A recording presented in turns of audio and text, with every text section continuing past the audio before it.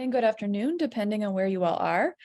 And thank you so much for having me. It's an honor to enter into conversation with you. And of course, a huge thank you to Melissa and the CSW team for inviting me to be in community with you all. So as Melissa said, I'm an assistant professor of critical higher ed policy at the University of Pittsburgh. I use she, her pronouns. And I wanted to start by sincerely honoring and thanking you all for your vision and the work that you do in your community college contexts.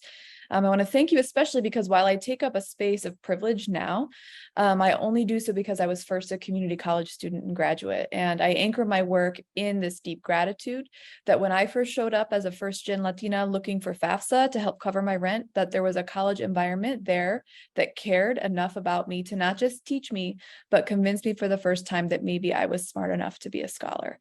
And I know that we're all committed to this work because we're passionate about meeting the needs with love and care for the thousands of students who show up to our campuses, deserving to be fed intellectually, emotionally, spiritually, and physically. So I just want to take a moment to thank you for being here and to acknowledge that kind of part of my trajectory into this work. Let's go to the next slide.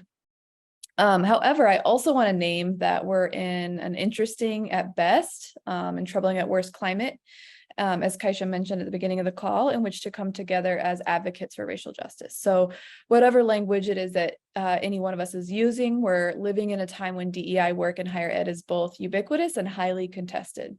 So perhaps more contested than it has been in at least 50 years. So even as we face incredible challenges, work dedicated to more just futures in colleges continues as we expand and reckon with the futures we would imagine for the students that we care about most in our places, in our spaces. So I do kind of hold that to be true, that as we're doing this work and having this discussion together across different contexts, some of us are facing very real challenges. And I want to engage in those conversations, and I do engage in those conversations around how do we mobilize and how do we push back against this current experience. So I'm going to give you an overview of some of the work I do around it, what I call racialized change work and enacting racialized change work in your contexts. As I do so, I'm going to walk through exemplars in action. So I'm going to really try to ground what can be some theoretical work in the on-the-ground work of community colleges, thinking about different issues of racial equity and how we do often measure outcomes, and some sort of other ways into thinking about what it's possible to measure. So one of the themes that we'll get into across my presentation is, we're not too bad these days at measuring disaggregated endpoint outcomes of what happens to students, what happens in our hiring, things along those lines. But sometimes there's a downside to only focusing on endpoint outcomes when so much institutional and organizational change needs to happen inside the house in order for those types of outcomes to not just happen, but to progressively improve over time. So I'll be kind of basing that work in exemplars. We'll have time for questions, and then you'll go into time for small group workshopping and closing discussion. Next slide. So there's tons of empirical evidence out there locating higher ed and community college policies and organizations as sites where racial inequities are routinely reproduced across levels, right? So whether it's undergraduate experiences, faculty hiring, state funding formulas that affect our colleges, right? So in a context flush with this type of DEI talk and projects, but frustratingly little measurable change at times, we often find ourselves asking, how can we design for and differentiate equity work that erodes racial inequity or racialization in organizations and policy from the type of equity work or initiatives that we sometimes feel like acts as window dressing on a status quo. Next slide. Put another way, we all know at this point that equity initiatives in higher ed are and have been, under varied names, kind of ubiquitous across contexts, but many of us have that healthy dose of skepticism that we mentioned earlier. That's likely, born out of years of seeing, some initiatives succeed and others become kind of a frustrating sort of commitment or work stream. So rewording this focus on kind of what I think of as hope rather than skepticism, we can ask, what do we know about the conditions that make equitable change just as systemic as the causes of educational inequity? And how do we measure those changes as points of progress? So we know that what we measure has power, right? It directs action. And in the case of something as systemic as racial inequity, we can't wave a magic wand and change all of the endpoint outcomes overnight. And so sometimes when we only measure those endpoint goals, we can create organizational pressures that are not actually super generative to learning as an organization committed to student success.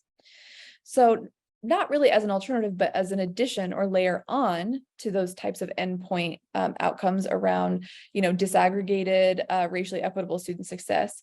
What I want to talk about today is taking what we know about what's important to changing the conditions of our schools and colleges to achieve long-term change, and introducing measures aligned to those changes as ways to enhance our ability to learn and to fundamentally change over time as an organization.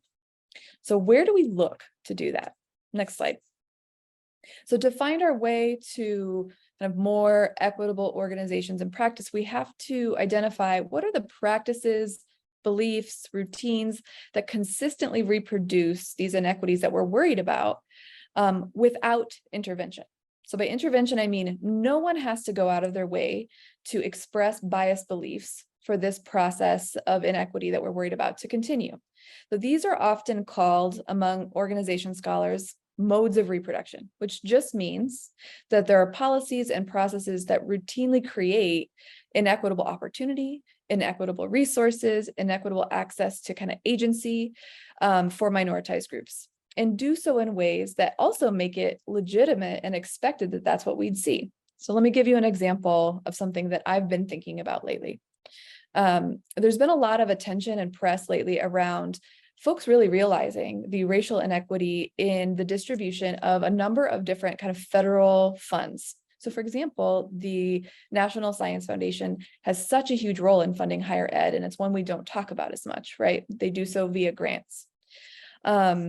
And so the racial inequity in terms of the types of institutions and the types of PIs that receive funding. And this includes a lack of distribution significantly to community colleges and to community college focused projects. Now, certainly NSF reviewers are not routinely looking at the race of PIs or the types of organizations and making decisions based on kind of individual racial animus. And this is often how we think about racism. But instead, there are these routine practices, norms, and criteria that maintain this inequity without anybody meaning to. So PIs at institutions with more robust infrastructures, lab equipment, grant support, graduate student funding are more likely to have the space and capacity to turn in the type of proposal that funders want to give money to. So this creates an ongoing cycle, right, of inequitable distribution, even when everybody says they want to have much better intentions than that. So that's just kind of an example that's been on my mind. But what we'll discuss more about these modes of reproduction is kind of in the context of community colleges and programs.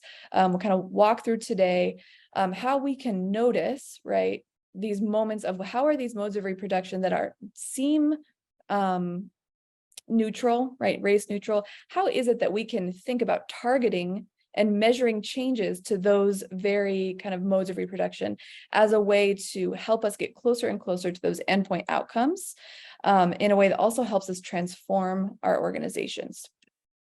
So next slide. So to this end, I use this label, racialized change work, to discuss and describe projects that are aligned to targeting and weakening or eliminating, right, these types of racialized modes of reproduction that keep us kind of stuck in a place where it's really hard to move the needle on those racialized outcomes. So in racialized change work, I'm referring to intentional action that organizations take to build new, more equitable organizational arrangements or tear down old inequitable ones. So specifically, RCW helps us pay attention to three primary components of organizational change, right? So first, the conditions under which RCW is likely to be initiated. Second, how attempts at racialized change work will either maintain or weaken racialization. So either be meaningful and transformative or kind of more of the status quo. And the mechanisms by which this work has material and lasting impacts, that institutionalization component. Next slide. So we're going to break this down in terms of on-the-ground work relevant to community college programs, bridge programs, pathways. And to do so, I want to define and explore these three components of RCW, how it spreads, how it sticks, how it has impact, as tools for you to think in new ways about your own work, your own project, and your own work on measurement. So first, we can ask, we can go to the next slide. So first, we can ask, under what conditions is RCW most likely to be initiated, right? And so from all of these years of organizational change literature, we know that the deeper the connections our college has, or specifically an organization related to a certain problem has, to minoritized communities, the more likely that RCW projects will be taken up. So this first category, as I said, is based on extensive research about where deep intentional institutional change comes from, which indicates that actors who have direct experiences with the contradictions of a racially inequitable status quo will notice and act on the need for change more often than those who do not have those experiences. So the key here is about connections, which can and does take on many measurable forms. It's about representation in faculty, students, and staff, but it can also take the form of other means of connectedness and accountability. So who are we accountable to on a regular basis that would surface connections that maybe a team isn't seeing in their work? But it's also about depth. So having representation on a committee, for example, doesn't mean that the folks in our departments or our pathways with minoritized experiences or identities are getting access to equitable power and voice in decision-making. So moving toward practice here on this slide, we can think about faculty hiring initiatives as one prime example. So we know from extensive research that networks, criteria, and in-group thinking have led faculty hiring as a process to be highly reproductive.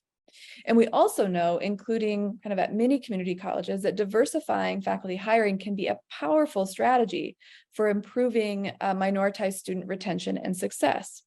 However, in many states and districts, right, the minimum qualifications, the hiring committee processes and composition, inequitable promotion policies, and more create distinct barriers to change. So if we think, we can go back one slide. So if we think about this tenet, the deeper connections to minoritized communities will create more opportunities for racialized change work. Then we can enumerate multiple ways that such connections can be built into the organization of our work. So as I said, certainly representation or membership within the committee matters. This is often kind of the go-to solution. But for many reasons, it's insufficient on its own, because deeper connections also means more power and connections in process. So who has formal power to question inequitable criteria and routines in hiring? How are opportunities to hear from minoritized communities about the process of hiring built into the work? And of course, connections. So connection can also mean, who are we accountable to at the end of the day and for what? So, from this perspective, while we typically think about endpoint outcomes, like the demographics of recent faculty hires as a critical metric, and it is, we can also think about measuring qualitatively and quantitatively changes that we make around organizational shifts that weaken racialization in terms of measures around representation and process, engagement in routines that create power among minoritized groups, engagement with routine communications or accountabilities to and with minoritized communities. So all of these process elements that we sometimes kind of touch on and know are important to creating change are also inherently things we can measure, and metrics that can kind of bolster our access to learning as part of an organization that long-term makes us more likely to achieve our endpoint goal of shifting demographics of faculty hires. The next slide. So turning to design markers for RCW projects that will take down inequitable systems and processes, we need to understand under what conditions mechanisms of racialization are weakened. So given the routine and race-evasive ways that inequity is reproduced in the academy, anti-racist campaigns or commitments, that is, initiatives that explicitly target racial inequities, rather than an all students or rising tides lift all boats approach, are more often effective in the pursuit of racial justice, as they're more likely to aid us in identifying and targeting racialized mechanisms. And of course, that's exactly why that type of work is under attack, because it's important and it works, right? So projects must be designed and implemented in ways that leaders are able and willing to take on these commitments. So this might sound self-evident, yes, of course. However, for many, right, in our spaces, the status quo has long been naturalized. So we take for granted values and criteria of things like fairness or excellence or best practice as universally good. But what about when those universal goods aren't so universally good for all? And what if they perpetuate racism? So we see this crop up, for example, in the backlash many equity initiatives face regarding fears that they will lower quality standards. I don't know if you've heard that type of backlash in your context before when you talk about increasing access, increasing kind of equity in XYZ way. You have somebody in the room who's bringing up, but are we just lowering standards? And we have to ask, well, are these standards objectively about quality, or are they about maintaining a racialized status quo? Next slide. So we see this type of tension around initiatives like guided pathways for student success as a community college reform. So as an initially race-neutral reform design, there have been many questions about whether its framing as an equity solution, since it's designed to occur at community colleges, is enough.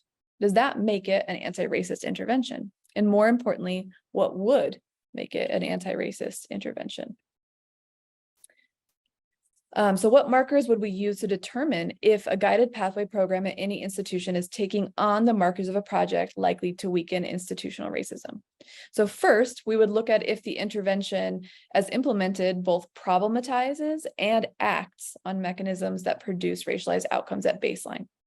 In other words, much research on education reform has demonstrated that this kind of all students or rising tides lift all boats approach almost never changes the educational debt and harms produced for racially minoritized students, even if the tides do rise, maintaining the same degree of racial inequity, just at a new baseline register.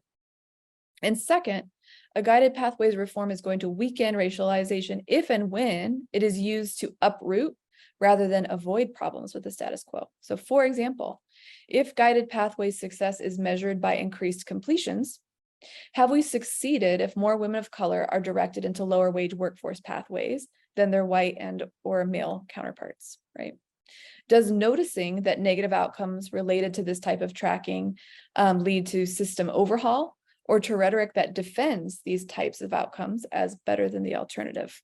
So these are some of the sticky questions we come up against. So typically we think about measuring guided pathways according to successful enrollments and tracking in guided pathways or completion levels at an institution or by guided pathway. And ideally we do that while looking at disaggregated data by race and ethnicity. And we need to do that work, right? But we can also measure, right, the degree to which anti-racist frames and strategies are embedded in the guided pathway initiative. We can look at the vertical adoption of these same frames and understandings across levels and departments amongst our colleagues. And perhaps most importantly, we can look at the design and use of accountability mechanisms that would measure and support change in guided pathway design if and when it's not producing anti-racist outcomes. So this could involve fundamentally changing how or when students are tracked, in particular guided pathways, the level of faculty and pedagogical involvement with guided pathway interventions, and other kind of critical decision points. So once again, we're kind of holding that space to say we need that disaggregated endpoint analysis, but how can we also look at multiple places of organizational change along the way that will not only support this endpoint outcome, but multiple endpoint outcomes into the future. And so based on this example in particular, I did want to just take a moment to draw attention to a common pattern. We'll go to the next slide. When it comes to racialized change work, and that is how often we see a one step forward, kind of two steps back type of progress in our work. This is something that can really be supported by better measurement of our process, right? So racialized change work is not only a one directional process, and we see multiple instances when we kind of weaken one mode of reproduction, a new one crops up in its place. So thinking back to things like the foundations of remedial education programs in the US, right? Remedial ed was actually a response to an equity problem. So not giving students access to coursework due to their perceived learning deficits. But as we all know now, depending on the nature of your developmental ed solution, this can just be a new way of racializing and cooling out the educational process. So it's really helpful to keep in mind that racial inequity can occur in really fluid ways that can shift from one place to another. So in that spirit, these ways of implementing and measuring kind of organizational changes help us also catch those instances, right, where racial inequity that was following one pathway kind of gets shifted in a different direction. How are we knowing and noticing that? So that's kind of at the core of this idea of introducing these alternative measures in addition to our endpoint measures. All right, and lastly, the last big category, when are racialized change work initiatives impactfully implemented? So think about institutionalization over the long term. So how do we make sure it actually has the desired impact and that impact lasts and stays kind of on the books? So first, research indicates that the way actors make sense of the need for new approaches or new policies dictates whether and to what extent changes actually happen. So in other words, folks need to believe that the change is either or both important or unavoidable, right? So you either got to sort of win the hearts, this is really important, or just make it organizationally unavoidable. And when it comes to issues of anti-racism, as we've seen, backlash and a sense of not belonging in an initiative can really get in the way of our work. So we can expect meaningful implementation when there is intentional sense giving in an organization that helps folks across the organization feel a sense of responsibility and agency in the work. So this can't be someone else's job, and it also can't be ceremonial. Second, there's a lot of rhetoric out there about data-driven decision-making being key to all kinds of things, and even racial equity. However, as you all know, data themselves cannot drive, and data can be used in many directions. So for example, a college that decides it's going to make changes in order to increase graduation rates in a major, and they might look at disaggregated data about student outcomes. Data showing inequities can be used in multiple directions, right? Including to argue a case for less access to a program to avoid what some faculty might see as lower quality students, right? And we talked about that earlier and the kind of problems with that. Or data could be used to make a case for institutional change or pedagogical change in key courses in order to eliminate, right, those failings that we see. And to this end, the outcome here will look like a shift in material resources, which can mean dollars, voice, agency to make decisions among and to minoritized communities. So let me speak about that in the context of an example. So let's say we're a math department looking at our student outcomes and noticing a significant failure to serve Latina and Indigenous students to completion, and in particular, early courses in the program. So one solution we decide to move forward with is to adopt more culturally responsive pedagogy in the classroom. Indeed, this is something we've seen in the expansion of ethnic studies programs in community colleges, the nature of a number of developmental ed reforms, and even prior work connecting community college grad rates to culturally responsive pedagogical experiences. But what would it take to achieve real change on the ground? Next slide. So first, an equity-first mentality across decision makers and faculty. So it would be easy to use data about the math program that we just talked about to reason that students should receive more remediation before proceeding in a major. But what has this done, right? This might increase the burden and decrease the resources available to minoritized students. An equity-first mindset is going to instead use inequitable outcomes to not only identify change, but identify change that does not create these new pockets of tracking and inequity. So this might mean significant pedagogical change in key courses that kind of eschew the trend of elongating the pathway and expense for students associated with those types of remediation solutions. And again, this means routinely using our resources, even when they're limited, to remedy those types of systemic inequities. Next slide.